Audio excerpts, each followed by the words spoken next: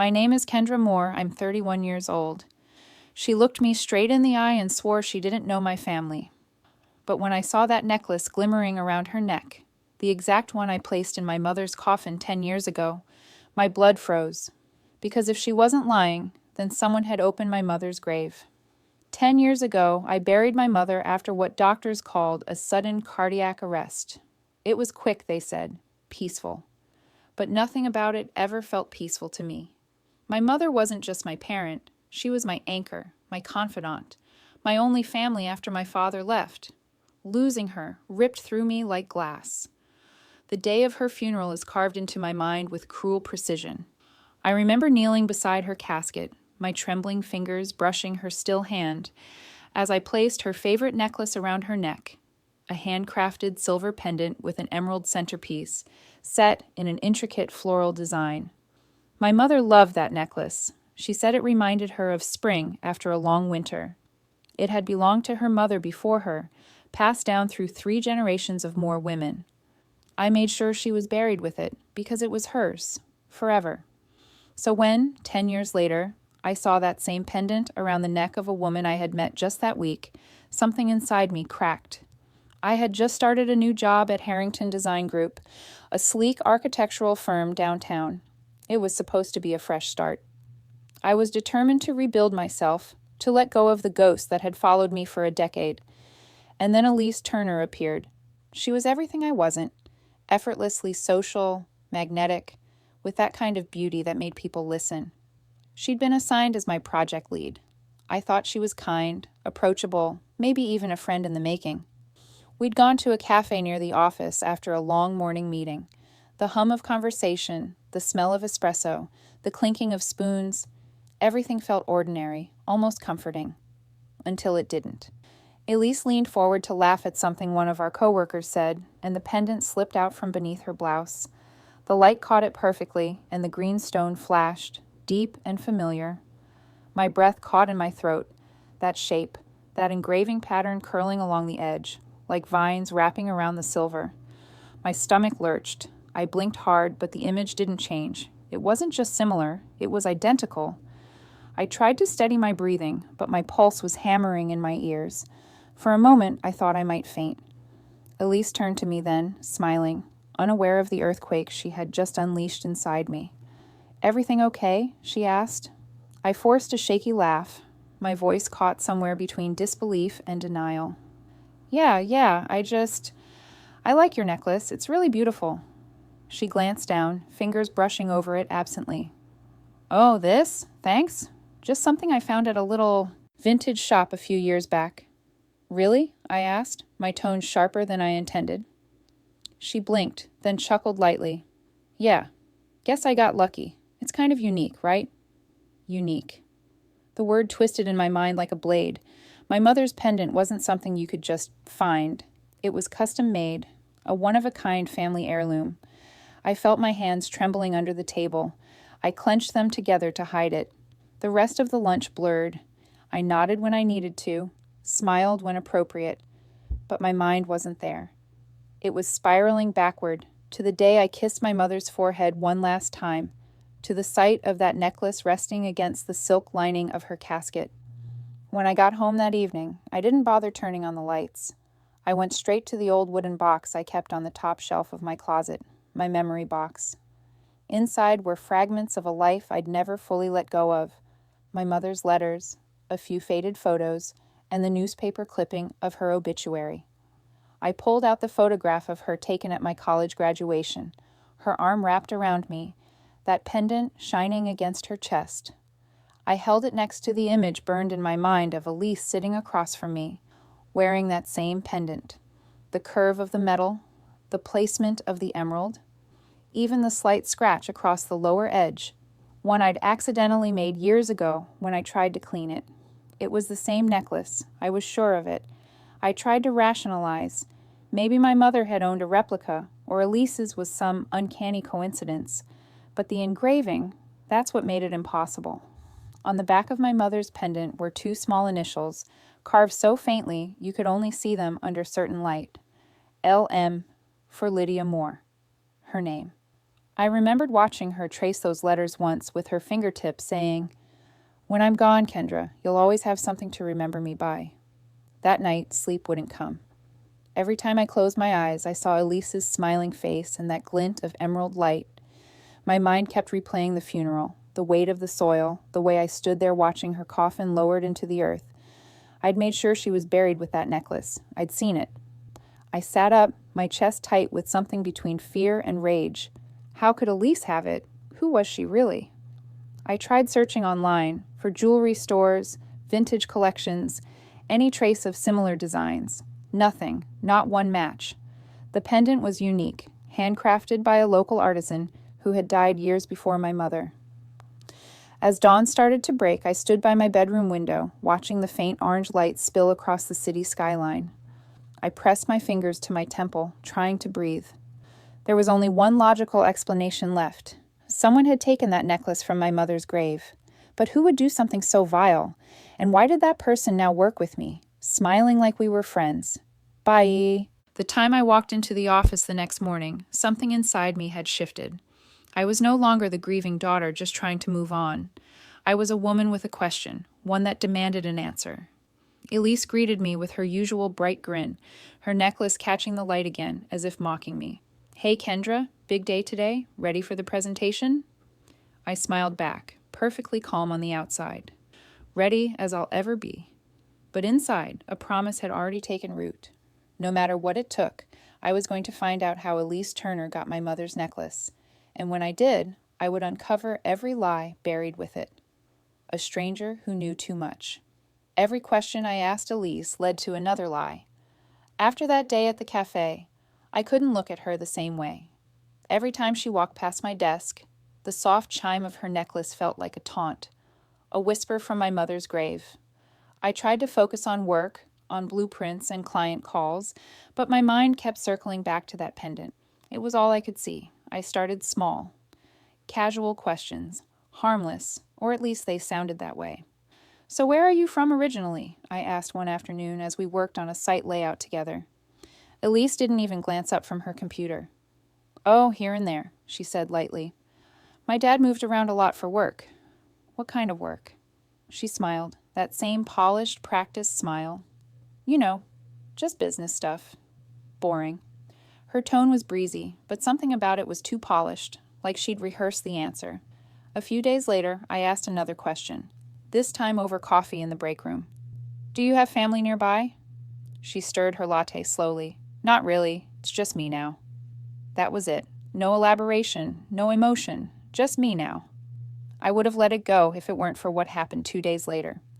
We were in the design room, huddled over a model mock-up. The hum of the air conditioning filled the silence between us. Elise was humming softly under her breath, a lilting, familiar melody that froze me in place. It was that song, my mother's lullaby, a gentle tune she used to sing when I couldn't sleep. "Hush, little sparrow, the night's not so deep." Hearing it come from Elise's lips made my stomach turn. I pretended to check my notes, masking the tremor in my hands. "That song," I said carefully. "Where'd you learn it?" Elise blinked, like she hadn't even realized she was humming. "Oh, that? I don't know. Must have picked it up somewhere." She smiled again, like it meant nothing. But it meant everything to me. That song wasn't something you picked up. My mother had written it herself. After that, my mind wouldn't stop racing. Who was this woman? Why did she have my mother's necklace? Why did she know her lullaby? That night, I sat hunched over my laptop, scrolling through every antique jewelry catalog I could find.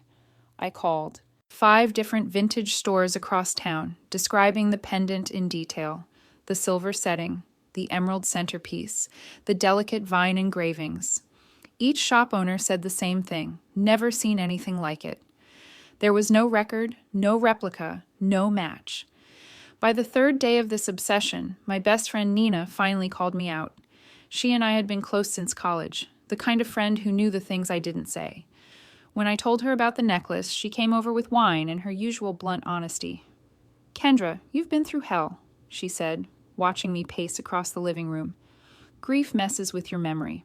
Maybe it's just similar." I stopped pacing. "It's not similar, Nina. It's the same necklace. It even has the engraving." She frowned. "You've seen the back of it?"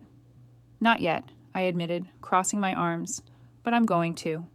She sighed. Please don't do anything stupid. I smiled faintly. When have I ever? She gave me that look, the one that said constantly. The next day, I made my move. During lunch, I approached Elise with a sketch pad in hand, pretending to doodle design concepts. Hey, I said casually, I'm working on some jewelry-inspired architecture designs. Mind if I use your necklace as reference? It's perfect for what I'm going for. Her eyes lit up. Really? Sure. You're an artist, Kendra. Use whatever you need. She leaned closer, and I snapped a few photos with my phone, pretending to study the angles. When she turned back to her salad, I excused myself to the restroom. Heart hammering, palms sweating. In the privacy of the stall, I opened the photo. Zoomed in. My breath caught. There it was, the engraving. 2 initials carved faintly into the silver back. LM and KM, Lydia Moore and Kendra Moore. My mother and me. My knees went weak. The phone nearly slipped from my hands. It wasn't just similar, it was identical. The necklace Elise wore wasn't a copy, wasn't an imitation, it was my mother's. For a few long minutes, I just sat there on the toilet lid, my mind spinning. My throat burned, my chest heavy with a kind of disbelief that bordered on panic. How was that possible? I'd seen it in the coffin. I'd buried her with it. Did someone steal it after the funeral? Had her grave been disturbed? Or, my breath hitched, had my mother never been buried at all? The thought was absurd, impossible, and yet every instinct in me screamed that something about her death had never been right. I thought back to that week 10 years ago. The rushed funeral arrangements, the closed casket, the coroner's brief, unconvincing explanation. I'd been too broken to question any of it, but now, sitting in that restroom, everything felt wrong. I stared at my reflection in the mirror, pale and wild-eyed, gripping my phone like a lifeline. Who was Elise Turner, and why was she wearing something that belonged to a woman who should have been in her grave? Back at my desk, Elise acted normal, oblivious, or maybe pretending to be. She asked if I was okay, saying I looked pale. I mumbled something about a headache and spent the rest of the day avoiding her gaze. I waited until everyone left the office before I dared open the photo again. I zoomed in, tracing those tiny engraved letters with my fingertip through the screen, whispering my mother's name. It was real. There was no denying it now. That necklace wasn't just a piece of jewelry. It was proof that something in my mother's story had been rewritten. When I finally left the building, the night air felt heavier than usual. The streetlights glowed against the damp pavement, and I felt that familiar chill at the base of my neck, the one that used to come when my mother warned me not to trust everyone who smiled. I walked to my car, every step echoing like a countdown. I didn't know how Elise got that necklace. I didn't know what she wanted, but I knew one thing for certain. Whatever secret she was hiding, it started with my mother's grave. Secrets buried deeper than graves. If Elise had my mother's necklace, then someone had opened her grave. That thought haunted me for days, the kind of thought that gnaws at your sanity when the world insists on staying silent. I couldn't eat, couldn't focus. Every time Elise walked past me at work, I felt bile rise in my throat. That necklace flashed against her skin like a dare. By Thursday night, I couldn't take it anymore. I needed proof. I needed to see. The cemetery gates were closed by the time I got there, but I parked my car on the shoulder and slipped through a gap in the fence. The cold autumn air bit through my coat. The moon hung low, casting long shadows across the rows of headstones. My shoes sank slightly into the damp earth as I followed the path I hadn't walked in a decade. When I reached my mother's grave, Lydia Moore, 1965-2015, my knees nearly buckled. The headstone looked the same, the flowers I'd left weeks ago wilted and brown. But the ground was wrong. The soil looked uneven, softer, like it had been recently disturbed. I knelt down, brushing my hand over the dirt. It crumbled too easily beneath my fingers. My stomach twisted. Someone had been here. My flashlight flickered as I scanned the area. There were faint impressions in the dirt, small, like the sole of a woman's shoe. Panic clawed up my throat. I stumbled back, heart pounding, every instinct screaming at me to leave. But something stronger kept me rooted in place, the need to know. The next morning, I went to the caretaker's office. An older man named Mr. Givens answered the door, rubbing sleep from his eyes. "Can I help you, miss?" he asked, his tone wary. "I need to ask about a grave," I said, my voice trembling. "My mother's, Lydia Moore." He frowned. "What about it?" "The soil looks disturbed, like someone dug there recently." He straightened, his expression tightening. "That's impossible. We haven't touched any graves in that section for years." "Are you sure?" I pressed. "No maintenance, no—" "Miss, I'd know," he interrupted. "I've been caretaker here for 30 years. No one's opened that plot since the day she was buried." I thanked him numbly and left, though his certainty only deepened my dread. If no one official had touched it, then someone else had, someone unauthorized. That night, lying awake in the dark, the image of that disturbed soil looped endlessly in my mind. My brain tried to make sense of it. Maybe animals, maybe erosion, but every explanation felt hollow, because deep down I already knew what it meant. Someone had taken my mother's necklace after the burial, and that someone was Elise. But why her? How did she even know my mother's name? The next morning, I requested a half-day off work, claiming a dentist appointment. Instead, I drove to Wellington Funeral Home, the same place that had handled my mother's burial 10 years ago. The building hadn't changed. Same stone facade, same heavy oak doors that smelled faintly of lilies and antiseptic. A woman at the front desk told me the director, Mr. Harlow, still worked there. When he saw me, his eyes flickered with recognition. "Miss Moore, it's been some time," he said, adjusting his tie. "How can I help you?" "I just need to ask a few questions about my mother's burial records," I said carefully. He nodded, but his smile faltered. "That was quite a while ago." "I know," I said, "but I need to know if anyone has accessed her file or grave since then." For a long moment, he said nothing. His hand twitched slightly on the desk. "Why do you ask?" "Because someone has her necklace," I said flatly. "The one I buried her with." He swallowed hard, eyes darting toward the hallway. "I'm sure there's a reasonable explanation." "I'm sure there is," I said quietly. "That's why I'm asking for the records." He hesitated before standing. "Give me a moment." When he returned, he carried a slim file folder, thin, almost too thin. "This is all we have," he said. I opened it. Most of the documents were copies, the burial certificate, the plot registration. But one note stood out, dated 2019, 4 years after the funeral. Request for verification of burial status, authorized by Elise Turner. I stared at the name until it blurred. "She said it was for routine record updating," Mr. Harlow murmured, not meeting my eyes. "We get those occasionally." "Did she show identification?" I asked. "Yes, she claimed to be family." My throat went dry. "And you didn't verify that?" He winced. "We had documentation that appeared legitimate. Please understand, Miss Moore, there was no reason to suspect anything." "No reason?" "Except for the fact that my mother's grave had been tampered with." I walked out before he could say another word. The world outside felt colder, sharper. Cars passed by in slow motion, and all I could hear was the rush of blood in my ears. Elise Turner. The same woman who sat across from me every morning, laughing like we were friends, had requested access to my mother's grave. She had lied about everything. By the time I reached the office, my pulse was a drumbeat of rage. I waited until everyone left for the evening. The building was quiet, the city lights glowing faintly through the floor-to-ceiling windows. Elise's office door was unlocked, careless, almost inviting. I slipped inside. Her workspace was immaculate, neatly stacked folders, polished desk, a faint scent of lavender. But there was something clinical about it too, like she never actually lived here. I began searching. Drawers, cabinets, folders. I told myself I was looking for proof, anything that explained how she knew my mother. At first I found nothing but project files and invoices, but then, in the bottom drawer, beneath a stack of blank forms, I found an envelope. It was unmarked. Inside was a photograph. I froze. It was a picture of my mother, Lydia, smiling, alive. Her hair shorter, her face older, but unmistakably her.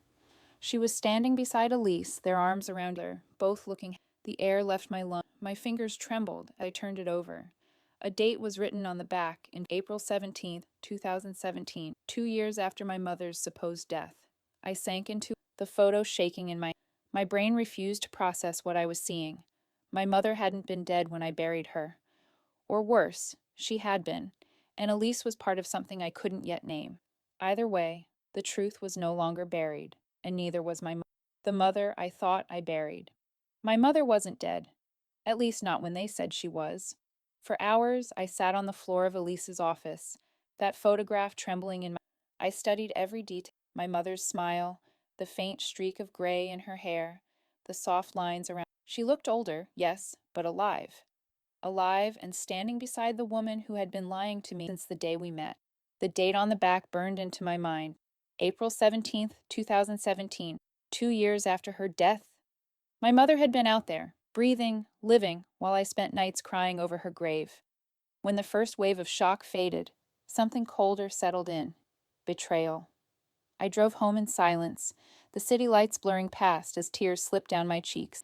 Every memory of her funeral now felt poisoned.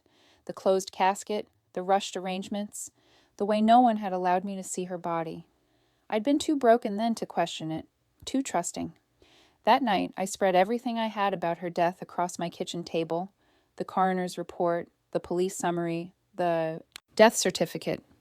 I wanted the truth, but the more I read, the less sense it made. The signature on the coroner's report didn't match the others. The listed hospital, St. Alara's Medical Center, was supposedly the facility where she died. But when I looked it up, it didn't exist anymore. It had closed down in 2014. My mother's death was dated 2015. My heart pounded as I picked up the phone and called the nearest hospital that might have records from that area. "Records department," a woman's voice answered. "Yes," I said quickly. "I'm trying to locate patient files from 2015. The name is Lydia Moore." "Lydia Moore," she repeated, tapping on a keyboard. "Date of birth?" "June 11th, 1965. There was a pause. Too long. "I'm sorry, ma'am," she said finally. "We have no record of anyone by that name ever being admitted or treated here." I hung up, my hands trembling. No record, no proof she'd ever died.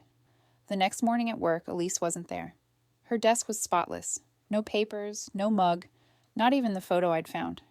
I waited for her to walk in, to look at me with that smooth confidence and pretend everything was fine, but she never came. By noon, HR sent out a brief email. Subject: Schedule update. Elise Turner. Elise will be working remotely for the foreseeable future due to personal matters. My skin crawled reading it. Personal matters. Right. More like running from the truth. I couldn't sit still. I pulled up her employee file on the shared database. There wasn't much. Just a phone number, an email, and an address listed downtown. That evening I drove there. The building was old, but well kept, a red brick complex near the river. Elise's name was still on the mailbox. I knocked once, twice, no answer. The hallway smelled faintly of dust and lemon cleaner. When I tried the doorknob, it turned. The apartment was empty. The air felt stale, untouched for weeks. The furniture was covered in white sheets, the kind you throw over things you don't plan to use again. A thin layer of dust coated the counters. No photos, no mail, nothing. It was like she'd erased herself. My phone buzzed. Nina. "You sound like you're in a haunted house," she said when I answered. "I might be," I whispered. "Elise's apartment is empty, like completely cleared out."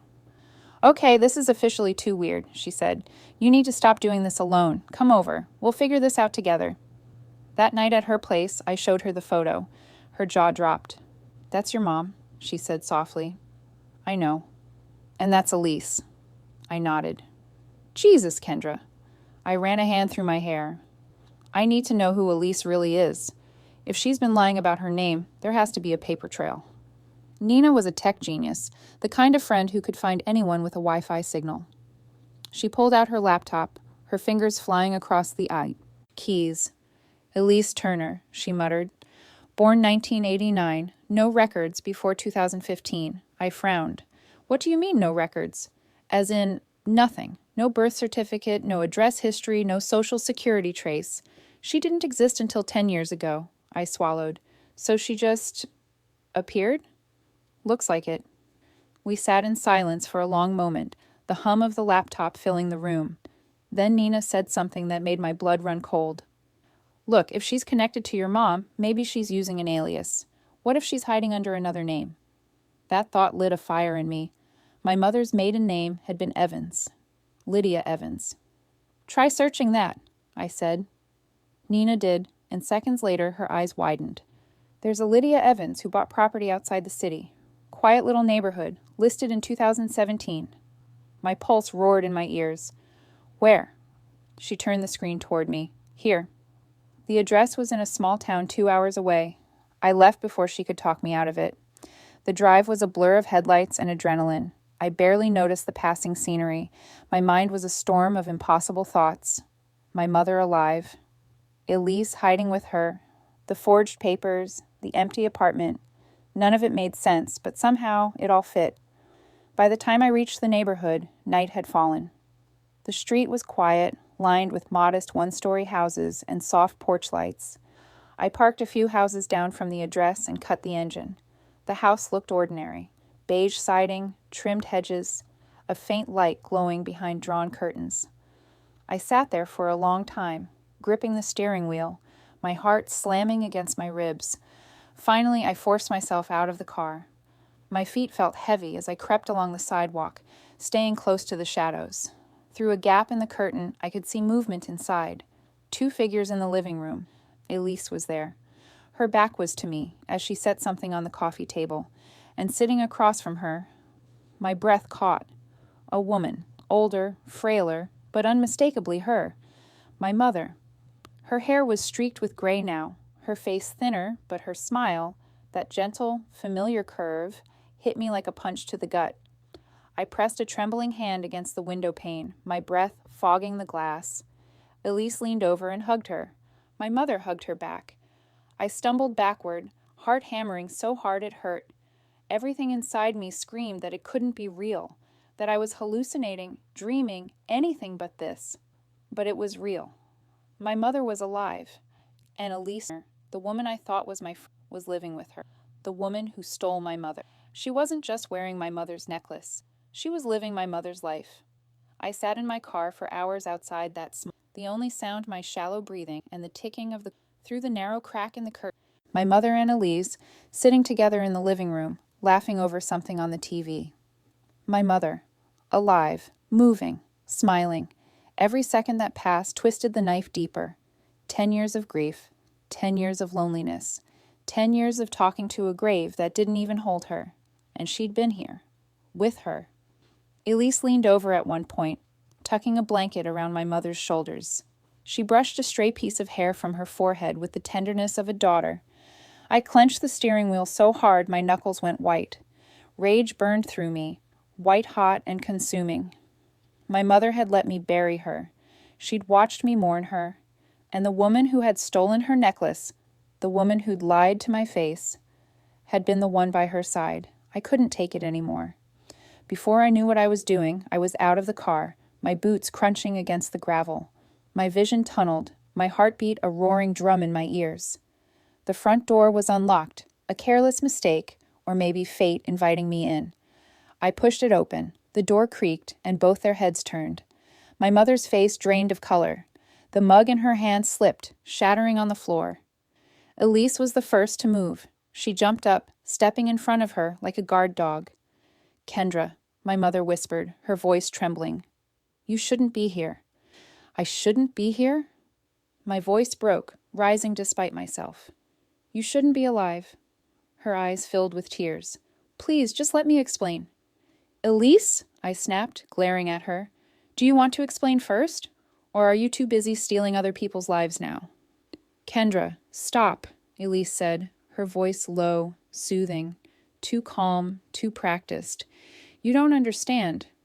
I laughed, bitter and broken. "You're right. I don't understand how my dead mother is sitting in front of me having tea with a liar." My mother rose slowly from the couch, her legs shaking. She looked older, frailer than I remembered, but her eyes, those same soft green eyes, held that familiar sadness I used to hate seeing. "I did it to protect you," she said quietly. The words hit me like a slap. "Protect me? You faked your own death. You let me bury an empty coffin." Tears spilled down her cheeks. "I had no choice. You don't know what he was capable of." "Who?" I demanded. "Your father." The word hung heavy in the air, thick with memories I'd spent years trying to drown. "He would have hurt you to get to me," she said. "When I found out he was tracking us again, I couldn't risk it. I made it look like I died. Elise helped me disappear." I stared at her, disbelief flooding through me. "You expect me to believe that? That my father, who left when I was 16, suddenly became some kind of threat years later?" "It's true," she said softly. "He found me. He wanted money, control. I knew I had to get away before he dragged you into it." "Elise helped you?"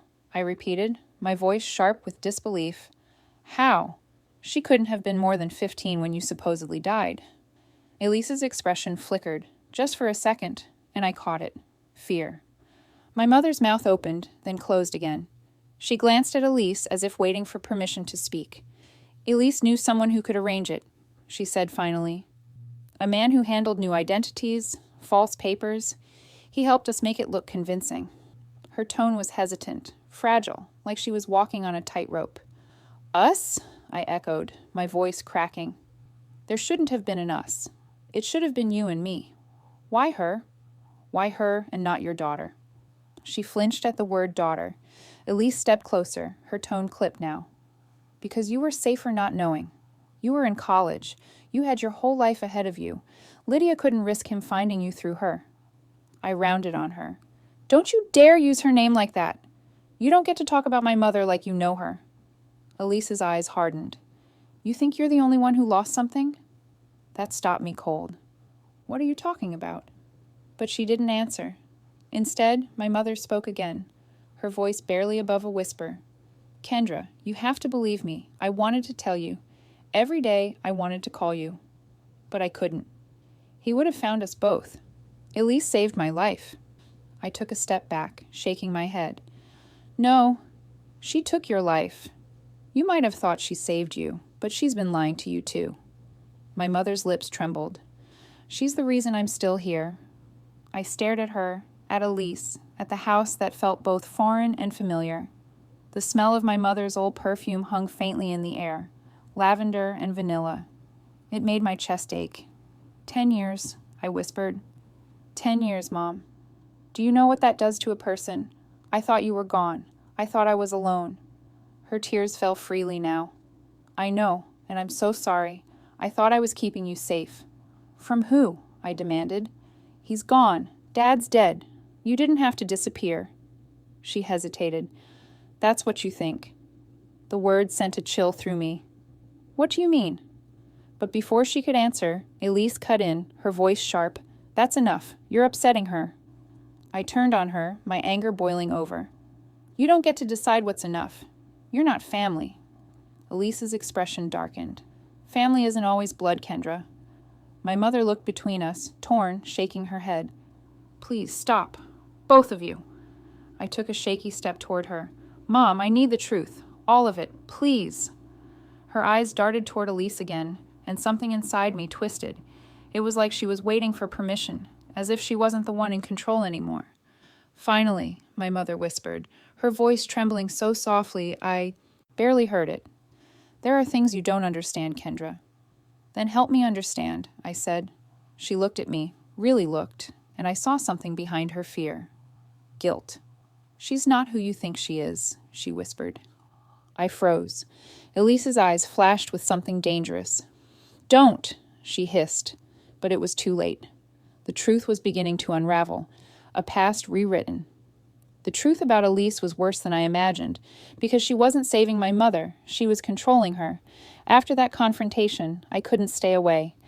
For years I'd longed to see my mother again, to hear her voice, to smell her perfume, to know she was real.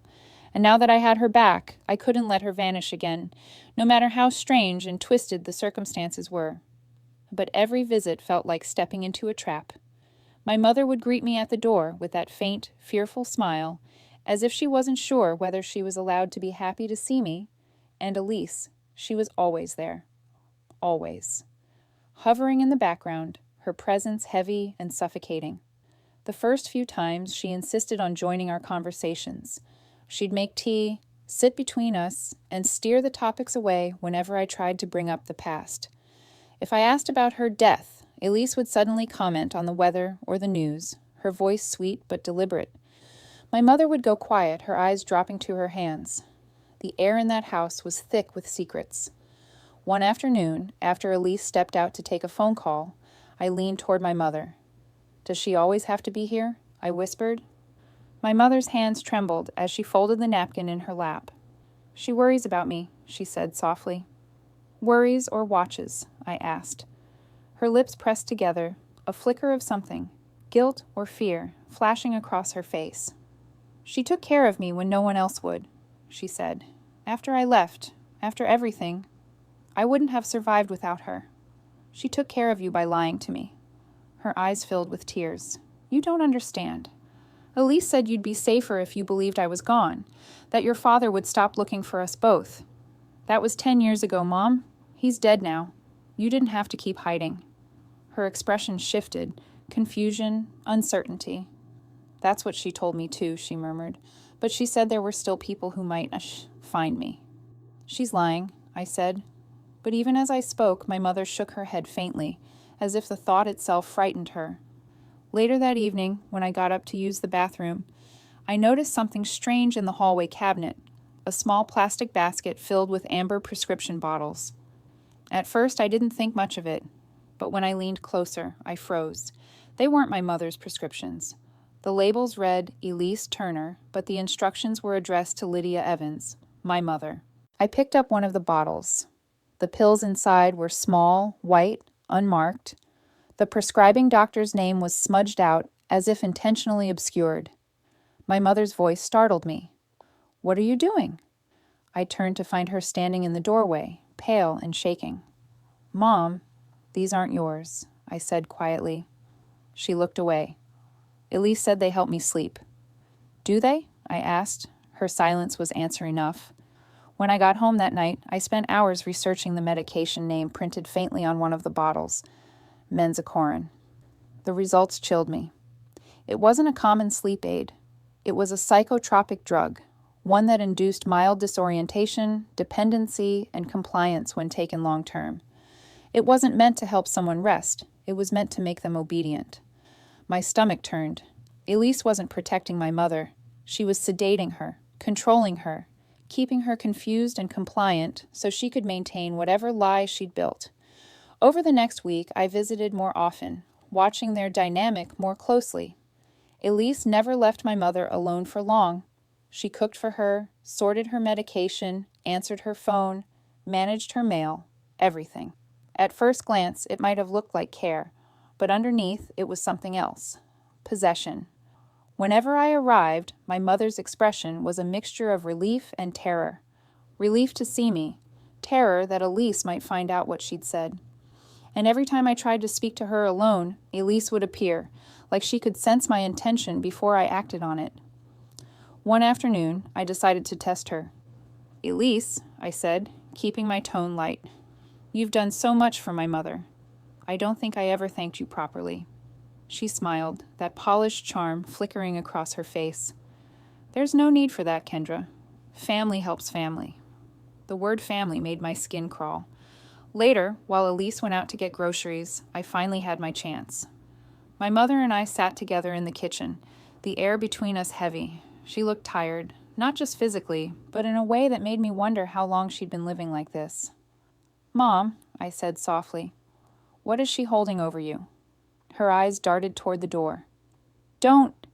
"She's drugging you," I whispered. "Those pills she gives you, they're not for sleep. They're to control you." My mother's hands started to shake. She told me I needed them." "She's lying." Tears spilled down her cheeks. "I know," she whispered. For a moment, the dam inside her broke. Words poured out in shaky, uneven bursts. "She helped me disappear, yes, but she never let me go. I tried to contact you once, years ago. I wrote you a letter, but she found it. She said if I tried again, she'd go to the police with proof that I'd faked my death. She said they'd arrest me and you'd lose everything. I was scared, Kendra. She made me believe I couldn't survive without her. I reached across the table, grabbing her trembling hands. You can. You can come with me. We can go now. She shook her head violently. No, you don't understand. Her voice cracked. She has papers, documents, forged things. She says they prove I took money from your father before I left, that I'm a criminal. She's blackmailing you, I said, fury building in my chest. My mother nodded weakly. She always said she did it out of love, that she was family too. And when I asked what she meant, she told me the truth, the part I never wanted you to know. I held my breath. What truth? My mother's voice trembled so badly I could barely make out the words. She's your father's daughter, Kendra. From another woman, your half-sister. The room seemed to tilt around me. I pulled my hands away, standing so fast the chair scraped against the tile. No, that's not possible. Dad never... My mother sobbed. He did. She showed me proof, photos, letters. He abandoned her and her mother when she was a child. That's why she found me. She said she wanted to make peace, but it wasn't peace she wanted. It was control. My throat burned. Everything I'd believed about Elise, about my family, about my mother's disappearance, twisted into something sick and ugly. Before I could speak, the front door opened. Elise's voice floated through the hallway. Calm, measured. Lydia? My mother froze. Elise stepped into the kitchen, her shopping bag still in hand, her smile thin and sharp. Her eyes met mine, cold, glinting with awareness. You shouldn't have told her that, she said softly. Half-sister, whole nightmare. Blood doesn't make someone family. Sometimes it makes them dangerous. Elise stood in the doorway, her silhouette framed by the soft light spilling from the hallway. She set the grocery bag down on the counter slowly, her movements deliberate, almost graceful. The air between us thickened, humming with tension. You shouldn't have told her that, she said again, her voice low, controlled, but her eyes were pure fury. My mother's breath came in quick, shallow bursts. Elise, please. Please what? Elise snapped, her composure cracking just enough to show the storm underneath. Please let her think you're the perfect victim, the poor mother who faked her death for her daughter's sake. You've told enough lies for one lifetime, Lydia. I stepped between them before she could take another step closer. Don't talk to her like that. Elise's gaze flicked to me, cold and appraising, the kind of look a predator gives before it strikes. You don't get to play protector, Kendra. You don't even know what you're protecting her from. From you, I hissed. She smirked, the corner of her mouth twitching upward. Oh, you think this is all about you? About your mother? Then what is it about?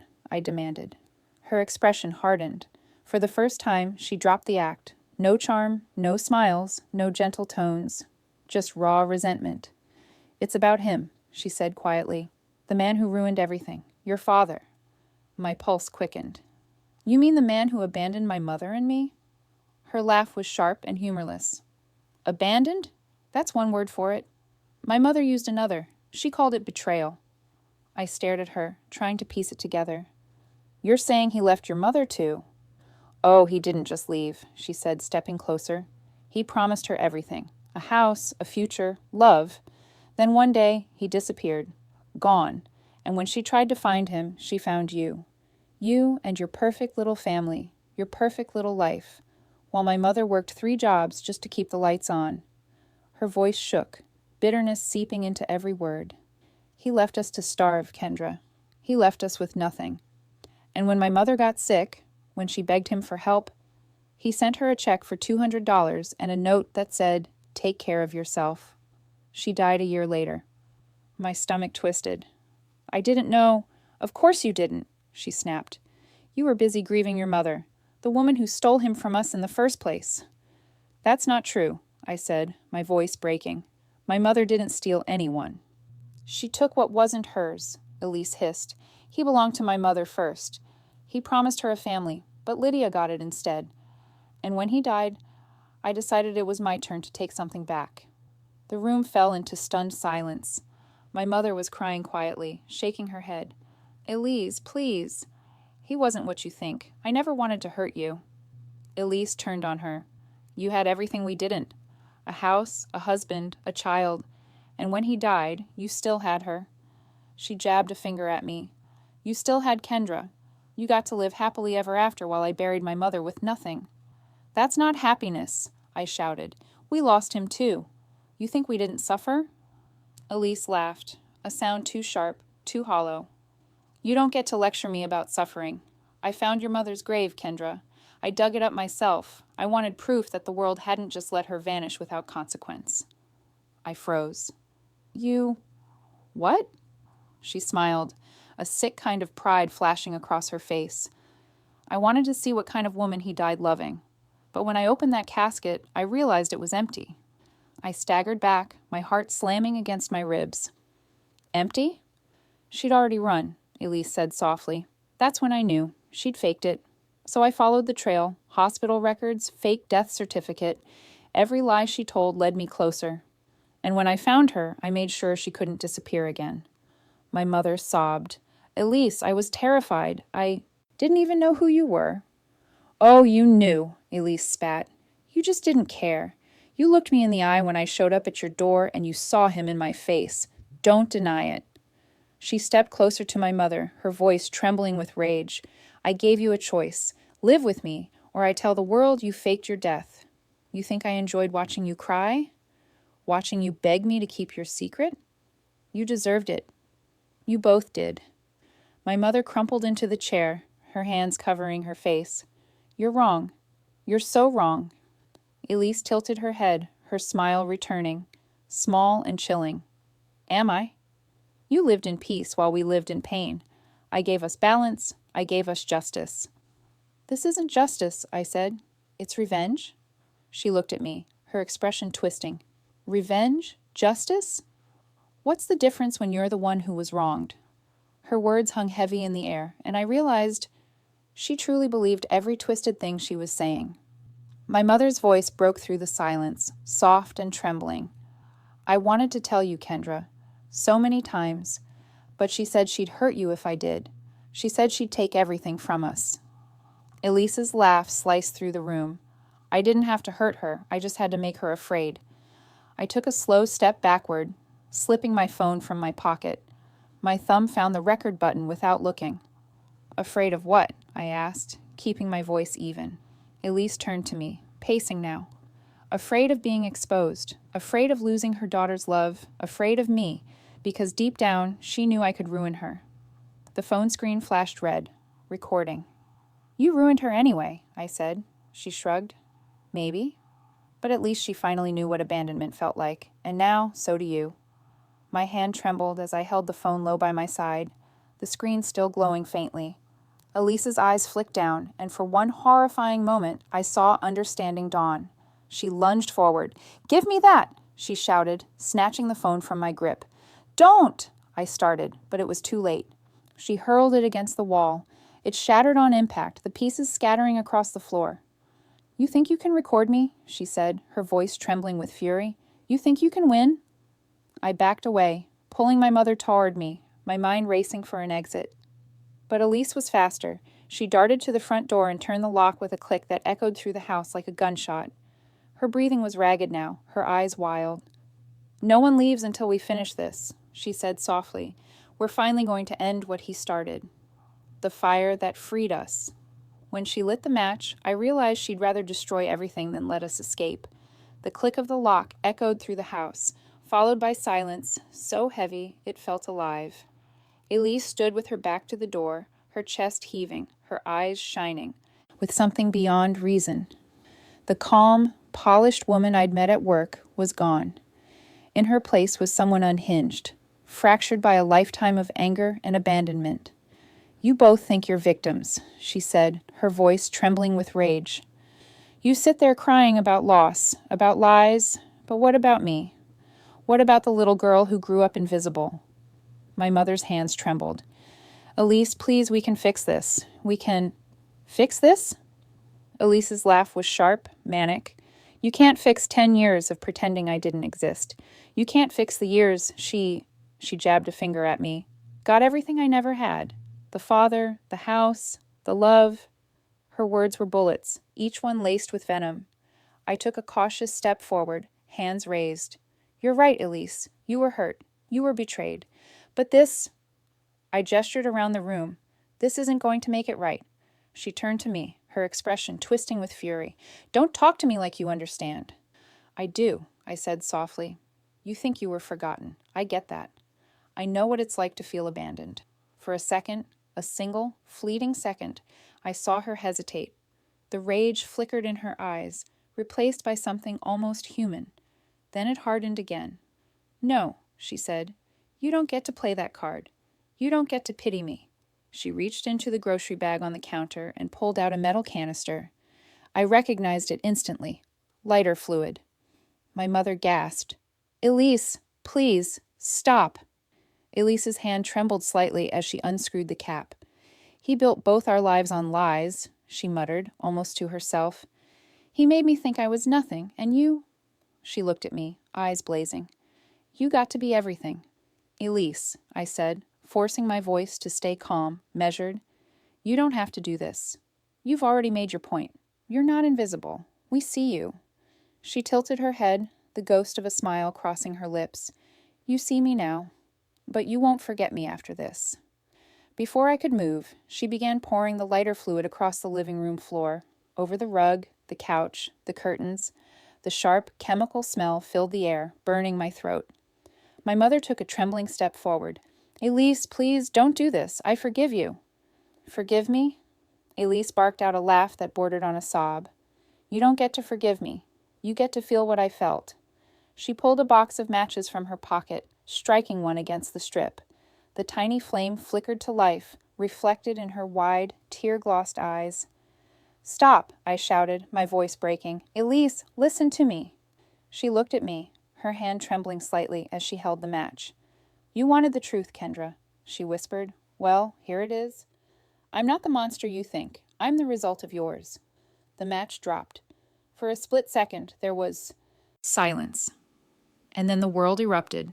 Flames raced across the floor like a living thing, devouring the rug, licking up the furniture. The heat hit me in a wave, blistering and suffocating. My mother screamed, stumbling backward as the fire spread. Elise, I coughed, covering my mouth. You'll kill us all! That's the point, she screamed over the roar of the flames. If I can't have peace, neither can you. Smoke filled the air, thick and choking. The living room was already an inferno. I grabbed my mother's arm, pulling her toward the back door. She resisted, coughing violently, her eyes streaming from the smoke. Come on, I shouted. But as we neared the kitchen, Elise appeared out of the haze, blocking our path. Her face was streaked with soot and tears, the firelight dancing in her eyes. You don't get to leave, she said, her voice eerily calm. We finish this together. Something in me snapped. I'm done finishing what you started, I said, pushing past her. She lunged, grabbing my wrist. The flames crackled around us, the smoke so dense I could barely see. My mother cried out as Elise pulled me back toward the burning living room. You're not going anywhere, she screamed. I twisted hard, yanking free. The two of us struggled, slipping on the slick, fluid-soaked floor. My lungs burned. I could barely breathe. Then, through the chaos, I saw it, the kitchen window. It was small, but maybe big enough to crawl through. I turned to my mother, who was gasping for air near the doorway. Mom! The window! She followed my gaze, coughing violently. I grabbed her hand and dragged her toward it. The glass was already fogged from the heat. I grabbed a heavy ceramic bowl from the counter and smashed it through the window. Glass shattered outward, shards scattering into the night air. Go! I shouted, hoisting her up. She hesitated, tears streaking through the soot on her face. Kendra, I can't... Yes, you can. Now! I shoved her toward the opening, and with a final push, she tumbled through to the grass outside. Behind me, Elise screamed, You can't take her from me again! I turned just in time to see her charging toward me through the smoke. Instinct took over. I kicked hard, sending her stumbling back into the flames. Her scream tore through the room, mingling with the crackling fire. I climbed through the window, the edges tearing at my sleeves, the heat scorching my back. My mother pulled me the rest of the way out, and we both collapsed on the cold, wet ground.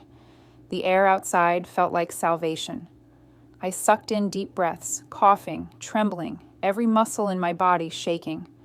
Behind us, the house was a tower of fire, orange and red consuming everything. The heat radiated outward, waves rippling across the grass. Mom, I gasped, gripping her hand. "We have to move." We staggered back toward the street as the flames roared higher. The sky glowed orange against the dark. Somewhere in the distance I heard sirens, faint at first, then growing louder. I turned back one last time. Through the shattered window, framed by the inferno, I saw her, Elise, standing in the center of the flames. Her silhouette was motionless, almost peaceful, the fire curling around her like a crown. She didn't scream this time. She just stood there, watching us.